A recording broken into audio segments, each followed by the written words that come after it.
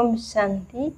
October 2, 2021 साकार मुरली को स्पष्टीकरण करिवे आदरणीय पार्वती भौणी। भौणी ओम शांति। ओम शांति। मिठे बच्चे, एबे ही मृत्युलोकर अंतिम अवस्था अटे। अमर लोकर स्थापना हेउछि। सेथिपाई तुमको मृत्युलोकवासी को मने पकाइबार नाही। बाबा में समयर महत्व को बुझाउछंती। तेणु मृत्युलोक तो विनाश हो नुआ दुनिया बा अमर लोकर स्थापना चलची। तेणु नुआ दुनिया रे आमे समस्ते आत्माभिमानी रहिबा।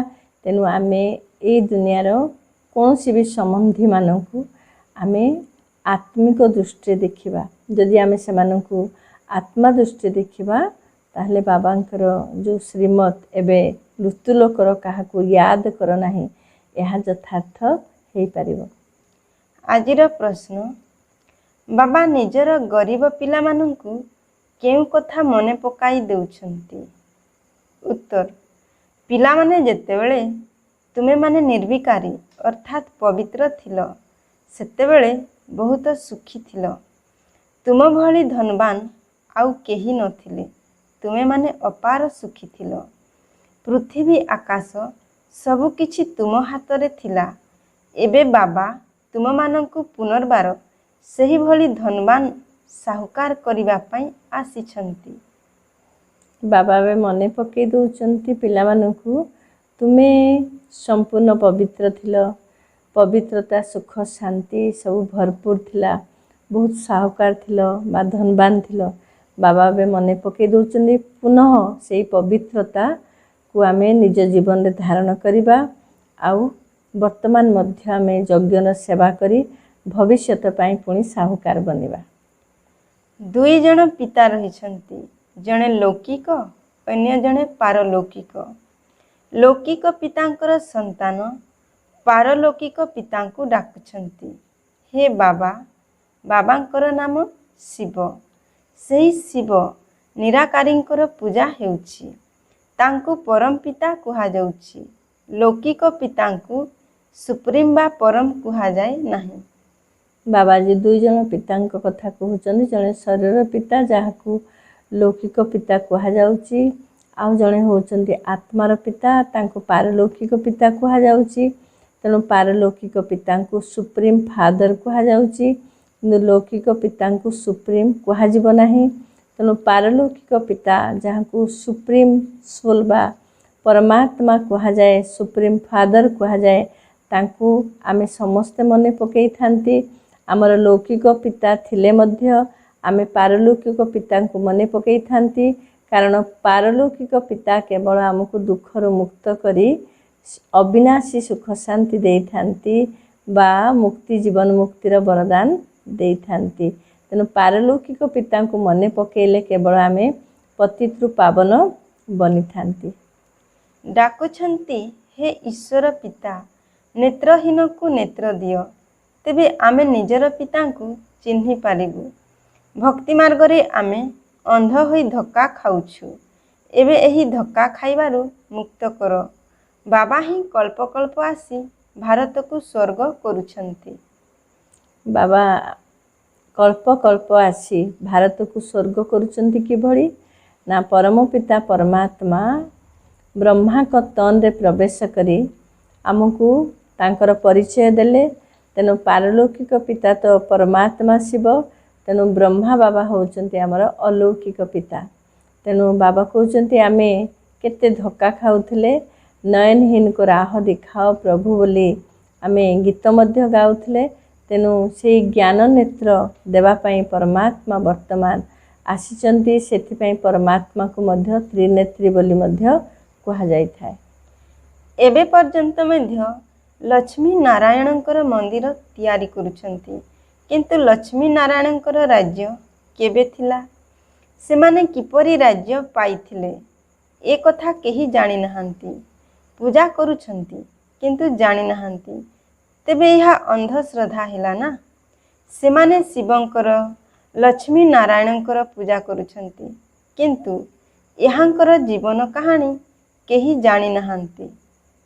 बाबा कहउछंती लक्ष्मी नारायणकर पूजा करंतु बा शिवंकर पूजा करंतु आमे तांकर जीवन कहानी को जानिबा उचित। भले पूजा करूचंती किंतु तांकर ना जीवन कहानी ना बायोग्राफी को आमे जानिचंती, जहाँ कि वर्तमान परम पिता परमात्मा सारा सृष्टि रूपी वृक्षर बीज स्वरूप। तेणु से आसी सृष्टिर आदि मध्य अंतर रहस्य बतौचंती, कर्मर गति को बुझाउचंती। तेणु लक्ष्मी नारायण से कौन करथिले जे भली श्रेष्ठ पदवाच्य हेले ताहा मध्य एबे बाबा शिखौचंती। तेणु आमे माने समस्ते आसी ए ज्ञान शुणिबा उचित। बाबा बुझाउछंती गीतारे कृष्ण भगवान बाच लिखि देइछंती। कृष्ण भगवान नुहे ना सी गीता शुणाइथिले। एही लोक माने निजर धर्मशास्त्र को मध्य जानि नाहांती। सेमाने निजर धर्म को ही भूली जाइछंती। मुख्य रूपे चारिटी धर्म रहिछि। प्रथमे आदि सनातन देवी देवता धर्म, सूर्यवंशी, पछरे चंद्रवंशी, उभयंकु मिसाई कहउछंती देवी देवता धर्म। सेठारे दुखर नाम नथिला। बाबाजी मुख्य चारोटी धर्म विषय कहउछंती, किंतु आमे सब भूली जाइछंती। आमे सत्ययुग एवं त्रेतायुग रे थिला आदि सनातन देवी देवता धर्म, सत्ययुग को सूर्यवंशी, त्रेतायुग को चंद्रवंशी कहा जाउची। एवं से आदि सनातन देवी देवता धर्म वर्तमान संगम युगरे परमात्मा आसी स्थापना करुचंती। या परे पुणी द्वापर युगरु अनेक मुख्य धर्म थिला, जहाँ कि इब्राहिम को द्वारा जोटा कि इस्लाम धर्म, एवं बौद्धों द्वारा बौद्ध धर्म, जीशु ख्रीष्टों द्वारा ख्रीष्ट धर्म। ये हूँ मुख्य चारोटी धर्म। भारत ही सबुठारु उच्चरु उच्च राष्ट्र थिला। वास्तव रे यह समस्तंकर तीर्थस्थान अटे, काहींकि ना यह पतित पावन बाबांकर जन्मस्थान। जेते सबु धर्मर आत्मा अछंती बाबा आसी समस्तंकर सद्गति करुछंती। एबे रावण राज्य सारा सृष्टि रे रहिछि, केवल लंका रे नुहे। बाबा कहउछंती पतित पावन परमात्मा एई भारत रे ही जन्म नहीं थांती। तेणु भारत को सबुठारु महान तीर्थ बोली कहा जाउछि। तेणु एई भारत रे दिने राम राज्य थिला, पुणी एई भारत रे रावण राज्य। एमिति नुहे जे लंका रे केवल रावण राज्य, लंका रे केवल रावण थिला नुहे। वर्तमान ही रावण चारियाडे विद्यमान। तेणु रावण ही प्रकृत रे सर्वव्यापी, कारण चारियाडे रावण अर्थात काम, क्रोध, लोभ, मोह, अहंकार चारियाडे अछि। एही ज्ञान कौनसी मनुष्य मानक पाखरे नाही। आध्यात्मिक ज्ञान केवल एकमात्र बाबा ही देउछंती। एबे बाबा कहउछंती आत्माभिमानी हुओ। निजर परम पिता परमात्मा को याद कर। याद करिबा द्वारा तुमे माने तुम प्रधान रु सत प्रधान होई जीवो। तुमे माने एठाकू आसुछ मनुष्य रु देवता अथवा पतित रु पवित्र हेबा पाई। तेणु बाबा कहते आध्यात्मिक ज्ञान केवल जड़े आध्यात्मिक पिता ही बुझे थांती। तेणु आध्यात्मिक पिता होउछन्ति परम ज्योति परमात्मा शिव बाबा। सी ही आसी मनुष्य मानक पतित रु पावन हबार ज्ञान ही देई थांती। आ पतित रु पावन हबार ज्ञान एभली आउ केही भी देई परिबे नाही। शास्त्र पढ़िले मध्य आमे पतित रु पावन हेई परिबा नाही। कौनसी साधु सन्यासी बा कौनसी गुरु गोसाई केही मध्य देहधारी पतित आत्मा मानक पावन करि परिबे नाही। यह ईश्वर पितांकर विश्वविद्यालय अटे। तुमर आत्मा एठारे पाठ पढ़ुछि। साधु संत माने कहि दउछन्ति आत्मा निर्लिप्त अटे, किंतु आत्मा ही कर्म अनुसारे अन्य जन्म नहीं थाए। आत्मा ही भल अथवा मंद कर्म करि थाए। एही समय रे तुम मानकर कर्म विकर्म हेउछि। सत्य जुगरे तुमर कर्म अकर्म होई थाए। सेठारे विकर्म होई न थाए। ताहा हेउछि पुण्य आत्मा मानकर दुनिया। बाबा कहते आत्मा केवल निर्लिप्त नुहे। आमे जहाँ भी कर्म करि थांदी संकल्प बाणी कर्म सबुर चिन्ह आत्मा रे ही रही थाए। तेणु आमे माने समस्ते कर्मर गुह्य गति को जानिबा उचित। सत्य त्रेता युगरे आमर कर्म अकर्म थिला। द्वापर कली युगरे देह अभिमान बशीभूत होई आमर कर्म पुणी विकर्म हो गला। तेणु वर्तमान परमात्मा आसी ये श्रेष्ठ कर्मर ज्ञान आमको दौरान। तेणु आम बाबा श्रीमत आत्माभिमानी हो जो श्रेष्ठ कर्म करवा तार फलस्वरूप आम सत्य त्रेता जुगरे पुणी अनेक सुख पाइबा, जहाँ कि कहुच्छी सत्य त्रेता जुगर कर्म को अकर्म बोली कहुच्छी। वरदान निमित्त पणियार स्मृति द्वारा निजर प्रत्येक संकल्प उपरे ध्यान रखी निवारण स्वरूप हुओ। निमित्त होइथिबा आत्मा मानंक उपरे समस्तंकर दृष्टि रही थाए, सेथिपाई सेमानंकु निजर प्रत्येक संकल्प उपरे ध्यान देबाकु पड़िबो। जदि निमित्त होइथिबा पिला माने मध्य कोनोसी कारण सुनाइबे, तेबे सेमानंकु अनुकरण करुथिबा आत्मा माने अनेक कारण सुनाई देबे। जदि निमित्त आत्मांक भितरे कोनोसी दुर्बलता रहिछि, तेबे ताहा लुचि रही पारिबो नाही। सेथिपाई निजर संकल्प, वाणी एवं कर्म उपरे विशेष ध्यान देई निवारण स्वरूप हुओ। बाबाजी कहते जो माने निमित्त, जो माने बाबांकर सेवा कार्य पाई बाबा जहाँ को निमित्त करचंती, से भली निमित्त आत्मा मानक उपरे समस्तंकर ध्यान थाए। तेणु से एक एक संकल्प को करेक्ट करवा दरकार। जदि निमित्त आत्मा अनेक कारण दर्शाइबे, ताले निमित्त आत्मा को जो माने फॉलो करुथिबे से माने तो आहुरी अधिक कारण देखेइबे। तेणु बाबा को जे निमित्त आत्मार दोष दुर्बलता मध्य छिपिकी रही पारिबो नाही, ट्रांसपारेंसी भलिया सब प्रत्यक्ष हो जिवो। तेणुक निमित्त आत्मा निजर प्रत्येक संकल्प उपरे अटेंशन देबा उचित। यदि संकल्प उपरे अटेंशन देव निमित्त आत्मा, ताहले बाणी आ कर्म सबू एक्यूरेट हो पारिबो। स्लोगान ज्ञानी आत्मा तांकु कहाजिवो जहांक भितरे निजर गुण बा विशेषता गुडिकर मध्य अभिमान नथिबो। बाबाजी कहले जदि अभिमान नाही, एइटा मोर भल गुण, ए कार्य मो द्वारा ही हेइछि, ए कार्य मु ही आरंभ करिछि, ए भली कोनसी ना कोनसी विशेषता गुणर अभिमान जदि जहाँ पाखरे रही थाए ताकू ज्ञानी आत्मा कहा जाएनी। कारण ए विशेषता बा ए गुण पाई मु अभिमान काहे करुछि, कारण ए विशेषता ए गुण मते कहा पाखरु मिलुछि, बाबांक पाखरु ही मिलुछि। तेणु मोर कौनसी अभिमान करबा उचित नुह। मातेश्वरी जींकर अमूल्य महावाक्य मनुष्य जीवनर लक्ष्य उद्देश्य कौन, ताहाकु प्राप्त करिवार यथार्थ मार्ग। बाबा कहते आज ममांकर महावाक्य प्रकृत में मनुष्य जीवन लक्ष्य कौन हेबा दरकार एवं से लक्ष्य को आमे कौन कले प्राप्ति करि परिबा। तो ममा कहते वास्तव में मनुष्य जीवन लक्ष्य कौन हेबा दरकार ना अविनाशी सुख शांति पाइबा दरकार। प्रकृत आदर्श जीवन ताकू कहा जाए। तेणु ये आदर्श जीवन लक्ष्य केमिति हेबा दरकार। जदि आमे प्रकृत में से सुख शांति को प्राप्त करने पे आमे इच्छा करुचंती, एठू जना पड़ुची निश्चित आमे दिने केबे सुख शांति रे थिले। तेणुक आज आमे पुणी से सुख शांति को प्राप्त करने पे चाहूँगी। वर्तमान तो दुनिया रे समस्ते दुख शांति ही अनुभव करुचंती। तेणु एभली दुख शांति समय रे बाबा हमको ज्ञान दौरान जे तुमे दिने एभली सावकार थिलो, सुख शांति दुनिया रे थिलो। तेणु आमे ताकू बुझिबा केमती, आमे जानिबा केमती, कौन कले पुणी वर्तमान आमे से सावकार भली से भली सुख शांति दुनिया पाई आमे योग्य हो पारिबा। सेतिपय मम्मा कहिसंती ज्ञानर ही आवश्यकता रही। प्रथम ज्ञान दरकार। ज्ञान बिना आमे सुख शांति को आमे अनुभव मध्य करि परिबा नाही। कारण वर्तमान तो ये दुनिया रे समस्त दुख शांति रे अछंती। तेणु जदि काहाकू कहा जाए जे प्रकृत रे आमे एई भली या पूर्व सत्य त्रेता जुगरे संपूर्ण सुख शांति पाउथिले, ताहले समस्त को विश्वास मध्य हुए नाही।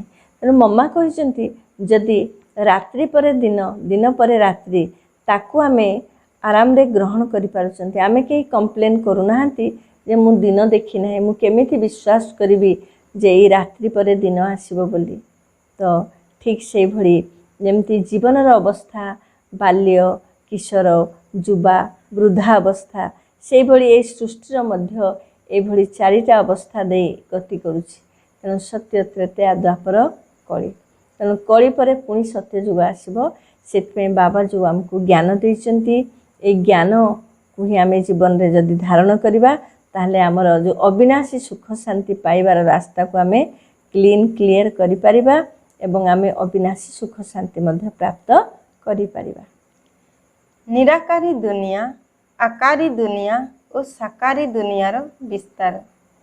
ବାବା କହୁଛନ୍ତି ତିନି ପ୍ରକାର ଦୁନିଆ, ନିରାକାରୀ ଦୁନିଆ, ଆକାରୀ ଦୁନିଆ ଏବଂ ସାକାରୀ ଦୁନିଆ। ତ ନିରାକାରୀ ଦୁନିଆ ହେଉଛି ଆତ୍ମାମାନଙ୍କ ଦୁନିଆ, ଯାହାକୁ ବ୍ରହ୍ମାଣ୍ଡ ବା ବ୍ରହ୍ମଲୋକ କୁହାଯାଉଛି। ଆଉ ସାକାରୀ ଦୁନିଆ ହେଉଛି ଜୀବାତ୍ମାମାନଙ୍କର ଦୁନିଆ। ଅର୍ଥାତ୍ ଆତ୍ମା ଯେତେବେଳେ ଜୀବ ବା ଶରୀରରେ ପ୍ରବେଶ କରି ଅଭିନୟ କରିଥାଏ, ଆତ୍ମା ଆଉ ଶରୀର, ତାକୁ ଜୀବାତ୍ମା କୁହାଯାଏ। ତେଣୁ ଏ ସାକାର ଦୁନିଆ ହେଉଛି ଜୀବାତ୍ମାମାନଙ୍କର ଦୁନିଆ। ତେଣୁ ଏବେ ପ୍ରଶ୍ନ ଉଠୁଛି ଆକାରୀ ଦୁନିଆ କେବେ ଥିଲା? ଏମିତି ବି କହନ୍ତି ଯେ ଉପରେ ଗୋଟେ ସୂକ୍ଷ୍ମ ଆତ୍ମାମାନଙ୍କର ଦୁନିଆ, ଯାହାକି ଆଞ୍ଜେଲମାନଙ୍କର ଦୁନିଆ ଅଛି ବୋଲି କହନ୍ତି, ଯାହାକୁ ସ୍ୱର୍ଗ ବୋଲି କହିଥାନ୍ତି। ତ ପ୍ରକୃତରେ ସେଇ ସ୍ୱର୍ଗ ଦୁନିଆ ତାକୁ କହିଥାନ୍ତି। ପ୍ରକୃତରେ ଏଭଳି ଦୁନିଆ କ'ଣ ସବୁବେଳେ ଥିଲା କି? ତ ପ୍ରକୃତରେ ତାକୁ ସୂକ୍ଷ୍ମ ବତନ ବୋଲି କୁହାଯାଉଛି। ଆଉ ସ୍ୱର୍ଗ ଆଉ ନର୍କ ତ ଏଇ ଦୁନିଆରେ ହିଁ ହେଇଥାଏ। ଏଇ ସାକାର ଦୁନିଆରେ ଦିନେ ସ୍ୱର୍ଗ ଥିଲା, ଏଇ ସାକାର ଦୁନିଆ ଏବେ ନର୍କ ହେଇଯାଇଛି। ତେଣୁ ପ୍ରକୃତରେ ସ୍ୱର୍ଗ ଏମିତି ଉପରେ ଆଉ ଗୋଟେ ଦୁନିଆ ନଥିଲା। ତେଣୁ ସେ ଆକାରୀ ଦୁନିଆ, ଯାହାକି ଫରିସ୍ତାମାନଙ୍କର ଦୁନିଆ ବା ଶୁଦ୍ଧ ଆତ୍ମାମାନଙ୍କର ଦୁନିଆ, ଯାହାକି ସାକ୍ଷାତକାର ହେଇଥାଏ। ତ ମମା କହୁଛନ୍ତି ପ୍ରକୃତରେ ଦ୍ୱାପର ଯୁଗରୁ ଆରମ୍ଭ ହେଇଛି। କିନ୍ତୁ ବର୍ତ୍ତମାନ ସଙ୍ଗମ ଯୁଗରେ ବ୍ରହ୍ମା, ବିଷ୍ଣୁ, ଶଙ୍କରଙ୍କର କର୍ତ୍ତବ୍ୟ ବାବା ଏଇ ତିନି ଦେବତାଙ୍କ ଦ୍ୱାରା କରେଇଥାନ୍ତି। ତେଣୁ ବ୍ରହ୍ମା, ବିଷ୍ଣୁ, ଶଙ୍କରଙ୍କର ସାକ୍ଷାତକାର ବାବା ସୂକ୍ଷ୍ମ ବତନରେ ହିଁ କରାଉଛନ୍ତି। ଆଜିର ମୁରଲୀକୁ ସୁନ୍ଦର ଭାବରେ ସ୍ପଷ୍ଟୀକରଣ କରିଥିବାରୁ ଭଉଣୀଙ୍କୁ ଧନ୍ୟବାଦ ଦେଇ ଆଜିର କାର୍ଯ୍ୟକ୍ରମକୁ ଏଇଠି ରଖୁଛୁ। ପୁଣି ଦେଖା ହେବ ଆଗାମୀ ଅଧ୍ୟାୟରେ। ରହୁଛୁ। ଓମ୍ ଶାନ୍ତି। ओम शांति बोलो ओम शांति, ओम शांति बोलो ओम शांति।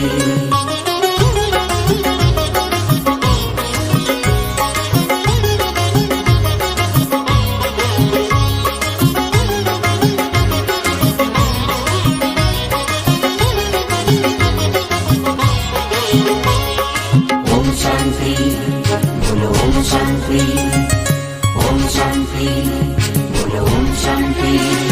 आमे सूर्य ठारू तेजिया, आमे हिमालय ठू गोरिया।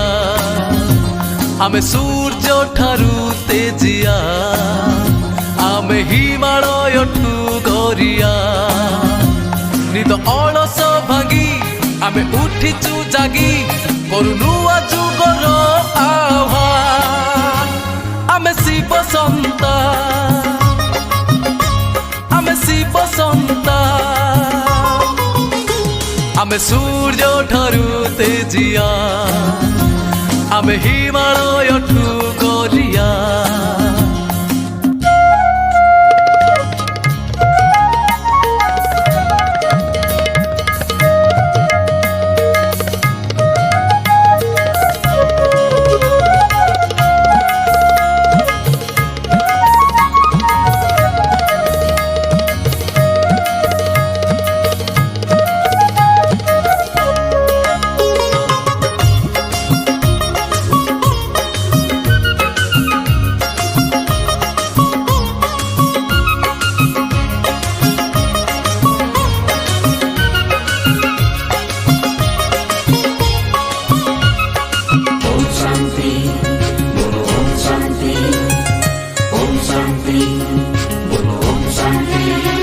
आम तनु मने भरा जुब शक्ति, आम हृदय रे शिव अनुरक्ति। आमे जनसेवा करिबारे दक्ष, जन कल्याण खाली आम लक्ष्य। नुआ दुनिया पाई नुआ बार्ता नहीं, करू नुआ पीढ़ीर जयगान। आमे शिव सन्तान, आमे शिव सन्तान। आमे आमे सूर्य ठारू तेजिया आमे हिमालय ठू गरिया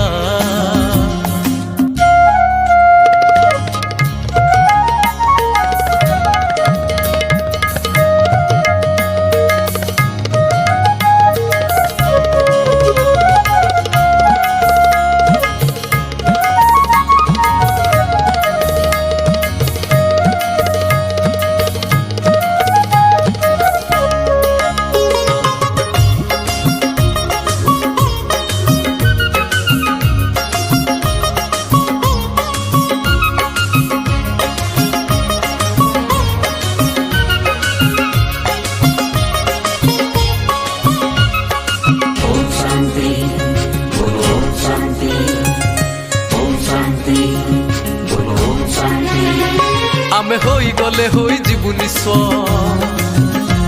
हेले बदलाई देबु सारा विश्व आमे दुनियार जेते जुवा वर्ग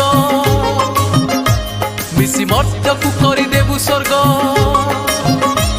आमे जाहा चाहिबु करि देखेई देबु आमे पाइचु शिव वरदान आमे शिव सन्तान आमे शिव सन्तान